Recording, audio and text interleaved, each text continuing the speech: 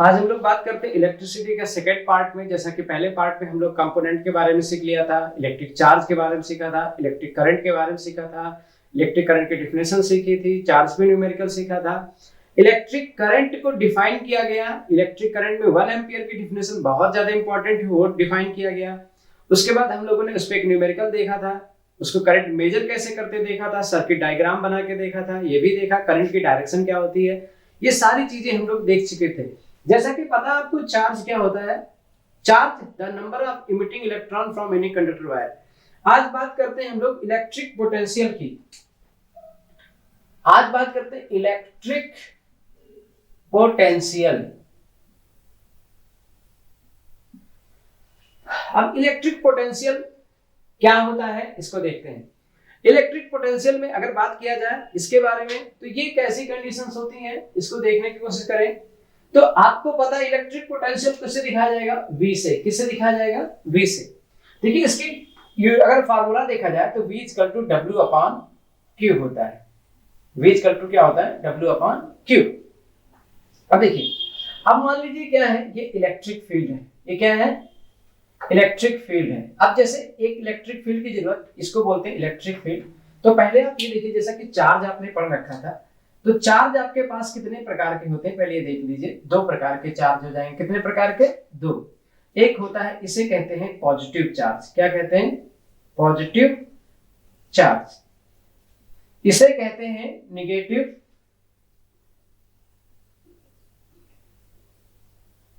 Charge. Sir positive का क्या मतलब होता है कि इससे इलेक्ट्रॉन गया है। पॉजिटिव का मतलब होता है इससे इलेक्ट्रॉन गया है। तो पॉजिटिव चार्ज की वजह से जो इलेक्ट्रिक फील्ड होती है वो आउटवर्ड होती है। क्या होती है, इसे कहते हैं इलेक्ट्रिक फील्ड। कैसी कैसी होती है, आउटवर्ड, यानी कि बाहर की तरफ होती है।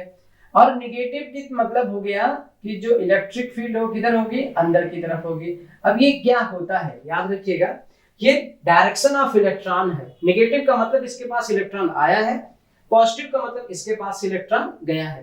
तो पॉजिटिव चार्ज का मतलब ये इलेक्ट्रॉन इमिट किया गया है, नेगेटिव चार्ज का मतलब इलेक्ट्रॉन क्या हुआ है, आया है टुवर्ड्स दैट। तो आपको पता नेगेटिव और आया पॉजिटिव, तो पॉजिटिव और नेगेटिव चार्ज के बारे में आपने देख लिया।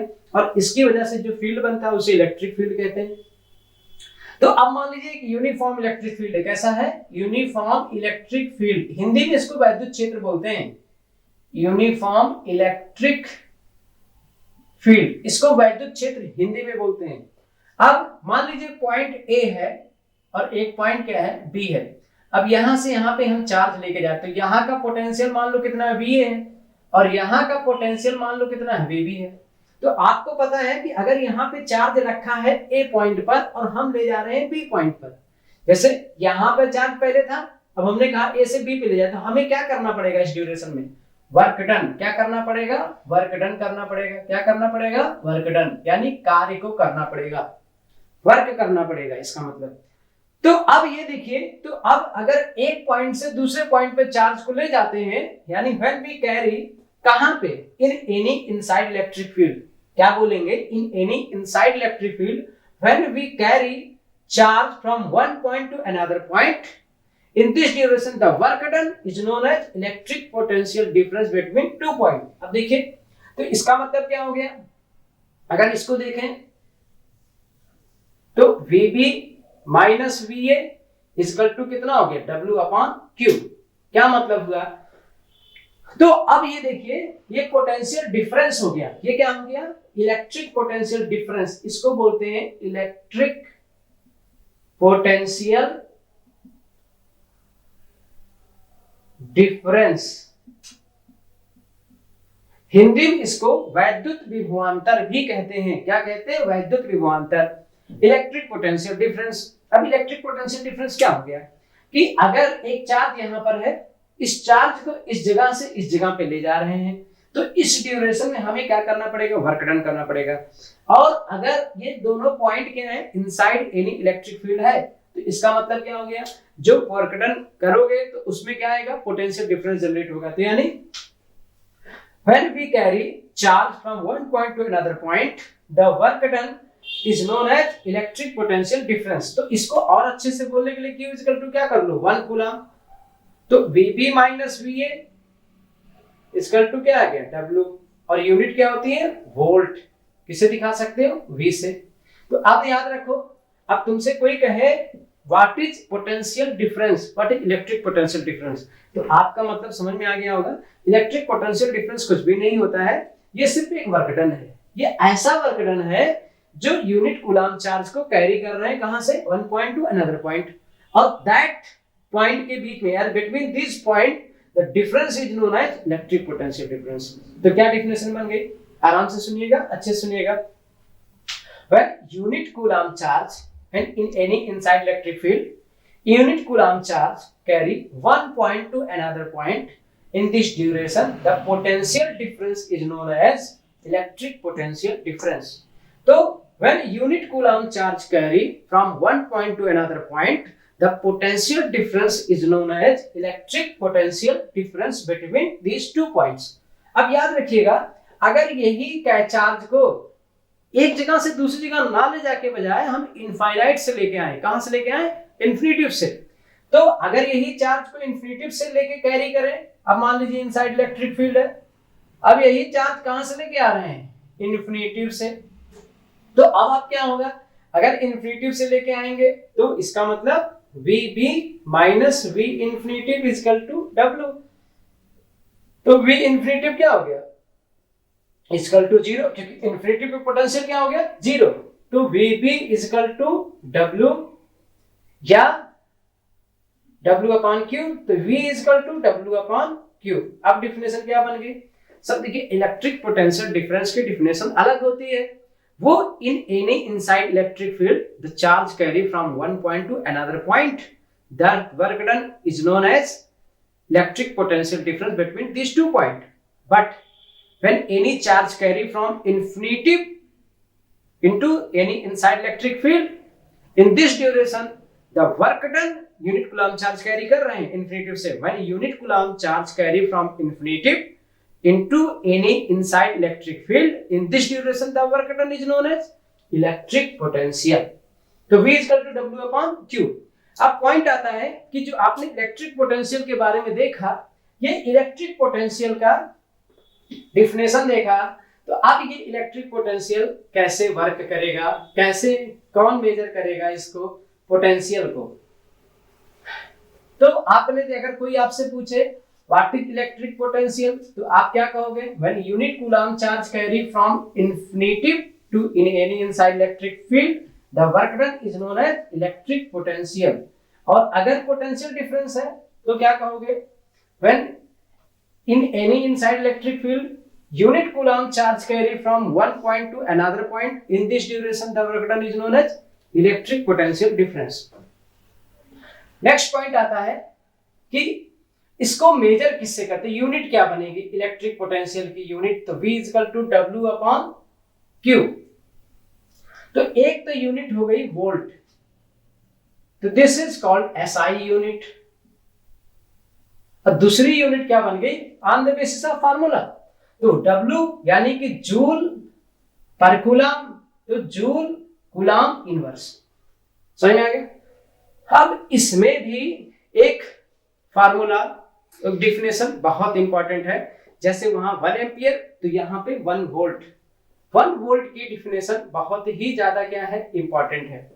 1 वोल्ट क्या होती है इसको देखने की कोशिश करते हैं, तो 1 वोल्ट क्या बनेगा, अब देखिए इफ W, अब देखिए 1 वोल्ट कब होगा, जब W भी 1 हो Q भी 1 हो, if Q equal to 1 coulomb, W equal to 1 joule, तो V इक्वल टू क्या बन गया 1 अपॉन 1 वोल्ट, तो V इक्वल टू क्या हो गया 1 वोल्ट।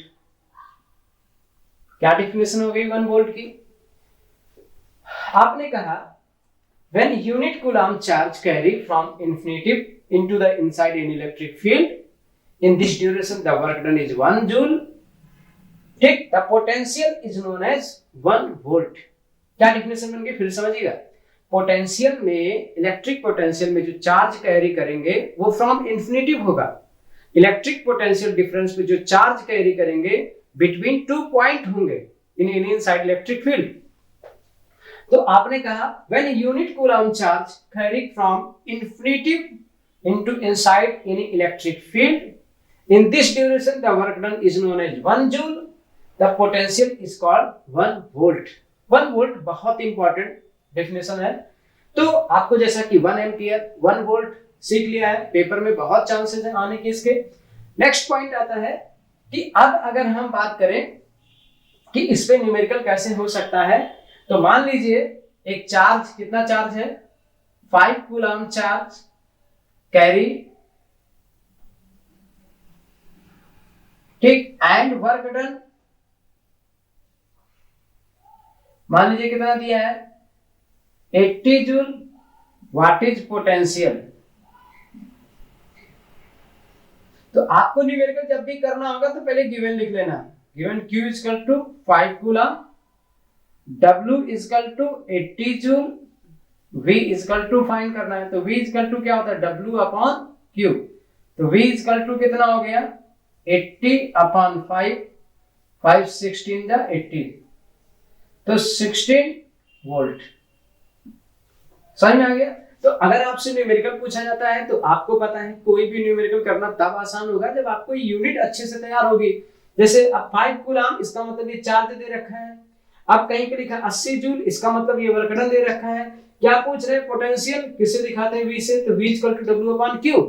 तो W का मान 80 है और Q का मान कितना 5 है, तो ये डिवाइड कर दीजिए, क्या आ गया? पोटेंशियल आ गया। अब बात आती है सर्किट डायग्राम को बना के दिखाया जाए, इसको कैसे सर्किट डायग्राम में इसका उपयोग करेंगे। तो आप याद रखिए कि मान लीजिए आपके पास क्या है, एक सर्किट है मान लीजिए,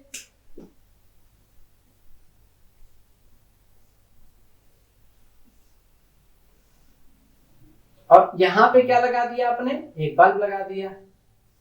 अब देखिए, अब आपको अगर this is called positive, this is called negative, अब यहाँ पे आपको पोटेंशियल मीटर जरूरत पड़ेगी। तो अब याद रखिए, अगर आपसे कोई कहता है भैया बताओ कि इलेक्ट्रिक पोटेंशियल को किसे मेजर करते हैं, तो जवाब देंगे वोल्ट मीटर से। किसे बोलेंगे? वोल्ट मीटर से। तो अब आपको पता होगा यहाँ पे तुम्हें वोल्ट मीटर लगाना है, तो कैसे लगाओगे? तो वोल्ट मीटर लगाने के लिए याद रखना, यहां से एक तार ज्वाइन करोगे। अब चाहे नीचे की बनाओ चाहे ऊपर बनाओ, जैसी इच्छा आपकी, और यहाँ पे एक वोल्ट मीटर ऐसे कनेक्ट कर दोगे, और ये पॉजिटिव नेगेटिव इसका। तो अब देखिए ये हो गया आपका volt meter with circuit diagram. अगर वो कहता है कि सर्किट डायग्राम बनाइए वोल्ट मीटर का, यानी सर्किट डायग्राम में वोल्ट मीटर का यूजेस बताइए, कैसे यूज करेंगे उसको। तो अब याद रखिए, यहां से हम लोग को जैसा कि बताया ही था, कॉम्बिनेशन होता है, सीरीज होता है, एक पैरेलल होता है, तो हमें करंट को फॉलो करना है। करंट को फॉलो करिए, यहां से करंट आई निकली, यहां से करंट आई, अब यहाँ पे आई। अब ये क्या कहता है? याद रखिएगा 21वीं सदी का क्या है, जेलर है, आधे उधर आधे इधर, ठीक। तो आपको पता है अब यहाँ कितनी करंट गई? I1, और यहाँ कितनी गई? I2। तो करंट का देखिए क्या हो गया? डिवाइड हो गया। इसका मतलब ये किस कॉम्बिनेशन का हो गया? This is called parallel combination. तो अगर आपसे पूछा जाए कि बताओ भैया कि जो पोटेंशियल मीटर, पोटेंशियल जो मेजर करते हैं उसमें जो वोल्ट मीटर लगता है वो किस कॉम्बिनेशन में लगाया जाता है?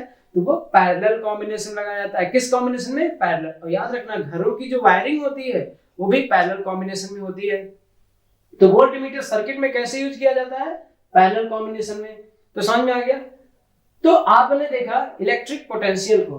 अब हम चलते हैं रेजिस्टेंस की तरफ।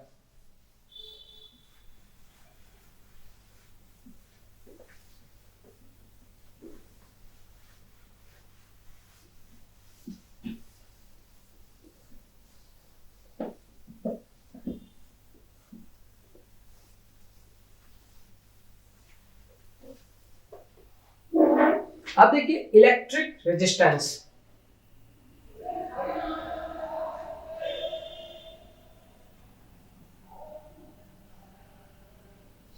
किसे दिखाते हैं? आर से।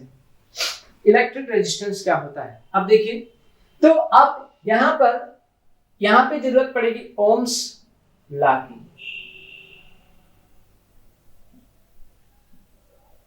ओम्स लॉ भी कई बार पूछा जाता है। तो ओम्स लॉ की जरूरत पड़ेगी। अब याद रखिए ओम्स लॉ क्या होता है। ओम्स लॉ के बारे में हम लोग अगर डिफाइन करेंगे तो इसको अगर देखा जाए तो इसमें याद रखिएगा एक इलेक्ट्रिक सर्किट के बारे में बताया जाए, रेजिस्टेंस के बारे में बताया जाता है। रेजिस्टेंस क्या होता है आपको मैं बताऊं, जैसे स्पीड ब्रेकर के लिए क्या होता है, एक स्पीड ब्रेकर में क्या बनाया जाता है, स्पीड ब्रेकर वो होता है जो स्पीड में क्या कर लाता है, ब्रेक लाता है। ऐसे रेजिस्टेंस का मतलब ये होता है बाधा, रुकावट, यानी ये करंट के लिए क्या है, स्पीड ब्रेकर का काम करता है। अब ध्यान दीजिए, अब मान लीजिए यहां पर हम लोग क्या करते हैं, ग्राफ प्लॉट करें तो this is called V and this is called I। अब याद रखिए जो x एक्सिस होता था उसको हम क्या कह रहे हैं, I, यानी इलेक्ट्रिक करंट। इसमें क्या डायरेक्शन, करंट की बात आएगी इस एक्सिस पर। इस एक्सिस पर क्या लिया जाएगा, पोटेंशियल की बात आएगी। तो ओम सर ने कहा कि अगर if we plot graph between potential and current we obtain a straight line। इसका क्या मतलब होता है, इसका मतलब उन्होंने कहा अगर 1 एम्पियर की करंट आप बढ़ाओगे तो जो रेजिस्टेंस होगा उसमें भी 1 वोल्ट की ही करंट क्या होगी, फ्लो होगी। अगर आप 2 एम्पियर का करंट बढ़ाओगे तो जो रेजिस्टेंस होगा, जो पोटेंशियल होगा वो भी कितना, 2 वोल्ट का ही बढ़ेगा। अगर आप 3 एम्पियर की करंट बढ़ाते हो तो जो पोटेंशियल होगा वो भी कितने एम्पियर का होगा, 3 वोल्ट का पोटेंशियल होगा। अब ध्यान दीजिए क्या मतलब था, अगर आपने 1 एम्पियर की करंट बढ़ाई तो 1 वोल्ट इंक्रीज होगा। अगर 2 एम्पियर की current 2 volt, 3 ampere current 3 volt, यूं कहें 1 वोल्ट अप्लाई किया तो 1 एम्पियर करंट फ्लो होगी, 2 वोल्ट अप्लाई किया 2 एम्पियर करंट फ्लो होगी, 3 वोल्ट अप्लाई किया 3 एम्पियर। बट कब, जब इसका फिजिकल कंडीशन क्या कर दिया जाए, अनचेंज, यानी इसको हीट ना दिया जाए, इसको बीट ना किया जाए, यानी कि इसको बीटिंग हैमर के जरिए इसको बीट ना किया जाए, इसके लेंथ में कोई चेंज ना किया जाए, इसको हीट ना दिया जाए, ये सारी कंडीशन, फिजिकल कंडीशन क्या रहे, अनचेंज्ड। तो आपने कहा पोटेंशियल और इलेक्ट्रिक करंट के बीच हम लोग ग्राफ खींचते हैं तो एक स्ट्रेट लाइन मिलता है। यही क्या है, ओम्स लॉ। तो V is directly proportional to क्या हो गया, I। ये किसके अनुसार हुआ, according to Ohm's law. Ohm's sir ने बताया कि अगर कोई वायर है और उसका फिजिकल चेंजिंग ना किया जाए तो potential is directly proportional to electric current. तो V is directly proportional to I। अब ये रिलेशन जब हटाते हैं तो एक कांस्टेंट लगाते हैं तो V इक्वल टू क्या बन गया, IR। क्या बन गया, V इक्वल टू IR। तो आपने देखा एक फार्मूला ये भी हो गया, वोल्ट बोल सकते हैं इसको, बट या R इक्वल टू करोगे तो क्या आ जाएगा, V अपॉन I। जैसा कि पता है स्पीड ब्रेकर में, सॉरी स्पीड ब्रेकर काम आता है उसको स्पीड को कम करने के। अब देखिए रेजिस्टेंस और करंट एक दूसरे के क्या हो गए, इनवर्सली प्रोपोर्शनल टू हो गया। कैसा प्रोपोर्शनल हो गया, इनवर्सली प्रोपोर्शनल हो गया। यानी अगर करंट ज्यादा तो रेजिस्टेंस कम, अगर करंट कम तो रेजिस्टेंस ज्यादा। तो आप याद रखिएगा, तो ये इनवर्सली, तो आपको कहा गया वेयर R, तो R क्या होता है, तो ये R equal to Ohm's law, ये कहलाता है ओम्स लॉ। तो सॉरी ओम्स लॉ नहीं, ओम्स कांस्टेंट। क्या कहलाता है, ओम्स कांस्टेंट। ओम्स लॉ तो क्या होता है, ओम्स लॉ क्या होता है, अगर किसी भी वायर में फिजिकल चेंज अनचेंज रहे, यानी जो फिजिकल कंडीशन वो अनचेंज रखे, तो उसका जो पोटेंशियल होता है वो करंट के डायरेक्टली प्रोपोर्शनल होता है। और जब भी ग्राफ प्लॉट करोगे पोटेंशियल करंट के बीच में तो एक स्ट्रेट लाइन मिलेगी। ये ओम्स लॉ होती है। उसके बाद आपने देखा तो इसकी जो यूनिट होती है, ये R क्या, ओम कांस्टेंट है, तो इसकी यूनिट जो होती है उसे ओम बोलते हैं। क्या बोलते हैं, ओम। ये कहलाता है ओम। ओम को कैसे सिंबल बना सकते हैं ऐसे, ठीक। तो ये कौन सी यूनिट हो गई, SI यूनिट हो गई। उसके बाद दूसरी यूनिट की बात करें तो क्या बनेगी, वोल्ट पर एम्पियर, तो या वोल्ट एम्पियर इनवर्स। तो आपने देखा इसकी एक यूनिट आपने क्या देखा, SI ओम होती है। दूसरी यूनिट क्या देखा, वोल्ट एम्पियर इनवर्स होती है। अब अगर आपसे कोई बोलता है भैया और क्या इसमें इंपॉर्टेंट हो गया, तो जाहिर सी बात है जैसे आपने 1 एम्पियर की करंट पढ़ी, फिर आपने 1 वोल्ट की डिफिनेशन पढ़ी, ऐसे यहाँ पर 1 ओम रेजिस्टेंस की भी डिफिनेशन बहुत ही क्या है, पॉपुलर है, बहुत इंपॉर्टेंट है। तो चलिए उसको देखने की कोशिश करते हैं। 1 ओम की डिफिनेशन।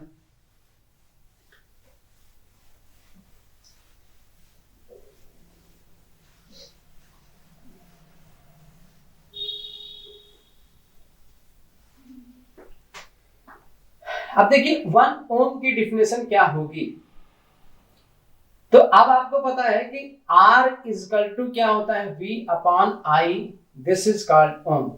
तो if V equal to 1 volt, I equal to 1 ampere, तो R इजकल टू क्या आ गया 1 अपॉन 1 ओम। तो R इजकल टू कितना हो गया 1 ओम।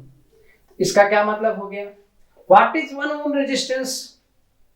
तो आपने कहा if any conductor wire when we applied 1 volt potential in this duration flowing current is 1 ampere, this resistance is known as 1 ohm। तो क्या मतलब हुआ, when in any conductor wire we applied 1 volt potential in this duration the current flow 1 ampere, now the resistance of this conductor wire is 1 ohm। तो 1 ohm की definition clear हो गई कि आपने 1 वोल्ट का पोटेंशियल अप्लाई किया और उन दैट ड्यूरेशन में जो करंट फ्लो हुआ 1 एम्पियर का होगा, and this is called 1 ohm resistance that conductor wire। तो एक बार फिर से डिफरेंस देखिए, if in any conductor wire we applied 1 volt potential in this duration flowing current in that conductor wire is 1 ampere, now the resistance of that conductor wire is called 1 ohm। ठीक, next point आ गया। तो अब बात आती है इसका symbol कैसे होता है, इसको कैसे देखा जाए। तो आपको पता है इसका सिंबल कैसे होता है रेजिस्टेंस का, ऐसे है ना, ये कहलाता है R रेजिस्टेंस। अब पॉइंट आता है कि अगर कोई न्यूमेरिकल दिया जाए तो इसमें क्या क्या न्यूमेरिकल बन सकता है। तो आपने कहा फार्मूला बहुत इंपॉर्टेंट है, V इक्वल टू IR, ये सब। तो अब देखिए एक कुछ ग्राफ आता है ohmic circuit and non ohmic circuit.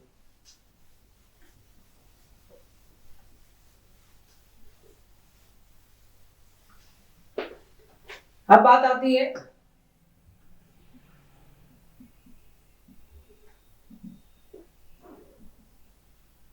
Ohmic circuit and non ohmic circuit. अब देखिए देखिए आपको अगर एक ग्राफ दिया गया है,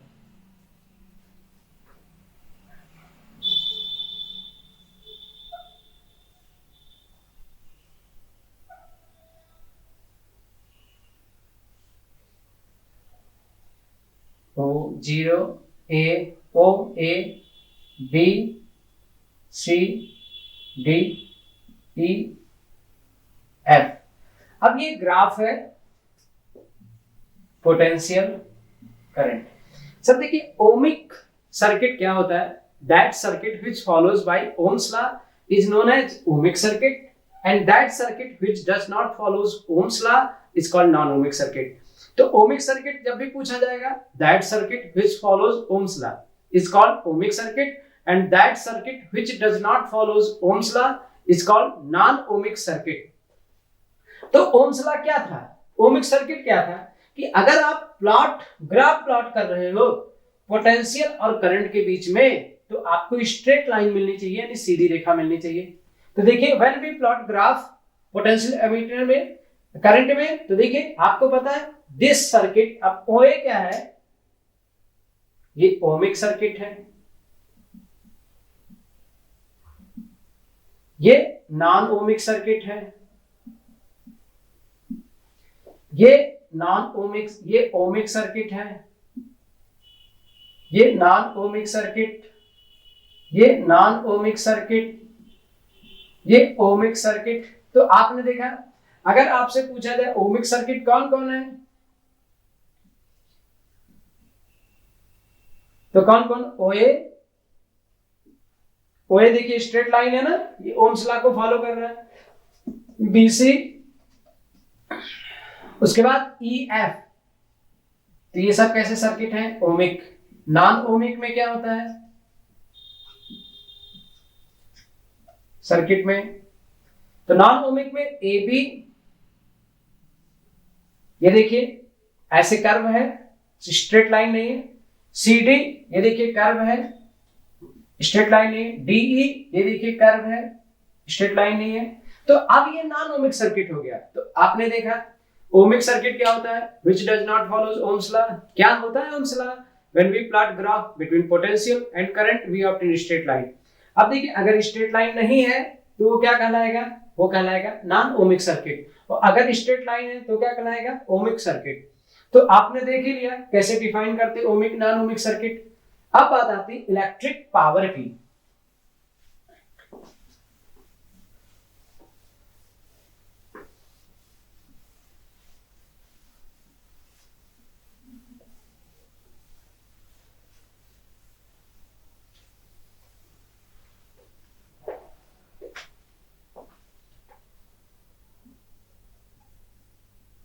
इलेक्ट्रिक पावर, अब इलेक्ट्रिक पावर को किससे दिखाते हैं, याद रखिएगा P से दिखाएंगे। तो पावर इजकल टू क्या होता है, W अपॉन T। अब याद रखिएगा इसकी एक यूनिट होती है वाट, जैसे बोलते हैं ना वाट लगा दी तुमने यार, ये वाली वाट हो गई। या दूसरी तो ये SI यूनिट हो जाएगी। ये क्या हो जाएगा दूसरी यूनिट, तो W यानी जूल, T फॉर टाइम यानी सेकेंड, तो जूल पर सेकेंड या जूल सेकेंड इनवर्स, तो दूसरी यूनिट हो गई। तो P फॉर होता है पावर, तो P का मतलब क्या हो गया, पावर। अब याद रखिए कोई भी इलेक्ट्रिक इवेंट होता है उसकी खुद की अपनी एक पावर होती है यानी कैपेसिटी होती है। तो अब जैसे याद रखिए जैसे कि आपके घरों में जो सप्लाई होती है 220 वोल्ट की होती है, कई बल्ब होते हैं 100 वाट 10 वाट है ना, 50 वाट 60 वाट जैसे भी आते हो। तो यानी क्या हो गया, एनी इलेक्ट्रिक इक्विपमेंट की जो पावर होती है, जो कैपेसिटी होती है, तो उसी को ही हम लोग पावर बोलते हैं। लेकिन डिफिनेशन के तौर पर और इसको देखें तो कैसे होगा, तो आपको पता है P is equal to W upon T। तो T इजिकल टू क्या करते हैं हम 1 अपॉन सेकेंड 1 सेकेंड, तो P इजिकल टू W।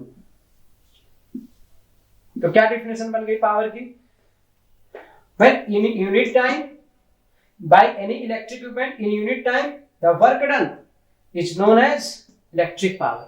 यानी यूनिट टाइम में जो भी इलेक्ट्रिक एनर्जी खर्च हो रही है, एक्सपेंड हो रही है किसी भी इक्विपमेंट के द्वारा, इलेक्ट्रिक इक्विपमेंट के द्वारा, तो वही उसकी क्या बनेगी, पावर बनेगी। यानी कि in unit time the energy expend by any electric equipment is known as electric power. अब आपने देखा होगा 5 वोल्ट की बैटरी है कहीं पे, यानी 5 वोल्ट का अगर आपने क्या लगा रखा है, बल्ब लगा रखा है, तो इसका मतलब 5 वाट का। तो इसका मतलब ये 5 वाट का मतलब ये हुआ कि अगर ये काम करेगा तो 1 घंटे में, या इसकी जो बिजली की कैपेसिटी है कंजम्पशन की वो 5 वाट की है, यानी 5 वाट एनर्जी क्या करेगा, खर्च करेगा।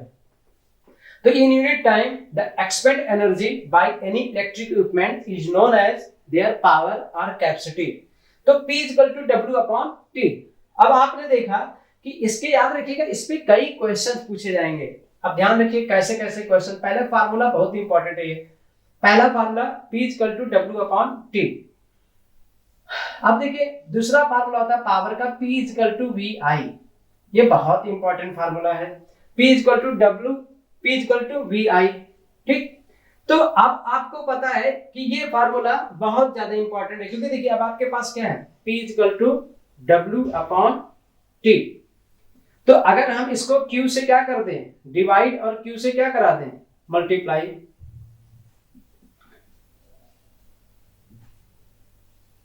तो अब यही क्या हो जाएगा P equal to W upon Q, एक Q इसको दे दें एंड Q अपॉन T लिख दें।